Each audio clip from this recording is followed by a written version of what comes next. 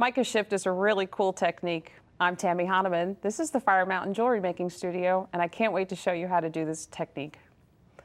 I'm starting with conditioned clay, and I'm using gold and silver for this example. These clays have a wonderful mica property to them, and once you get those properties aligned, the technique really unveils itself. The conditioned clay was rolled through the poly roller on the largest setting, which for the Fire Mountain poly roller is number 1. I've done that in the same direction 20 times.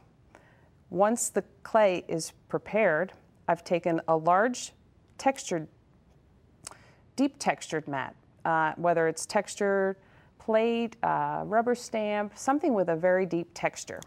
I'll place it on top of my clay, and I'll take the brayer or acrylic roller, and I will press that texture into the clay. I'll pick it up just a little to make sure that what I've created is deep enough. Oh, and I will press a little bit more firmly. And once I'm happy with that, I will continue the process. I'm taking the super slicer and just giving it a little bit of a bend. This is the thinner blade of the super slicer. I'm going to stabilize my thumbs carefully out of the way and drag the blade across the texture that I created, trimming up the tops of that texture. And then I do actually save these if I can get a nice clean cut. I'll save them and use them in other places, like in liquid poly clay, which there is a how-to for on firemountaingems.com. Trim that down until you get it, and you want to work slowly. You really want to take your time with this and not cut too deeply. Trim it all away.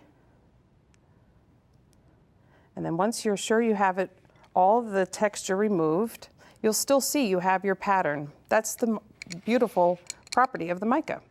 I'm going to take the acrylic roller again and roll across the surface so it's nice and smooth.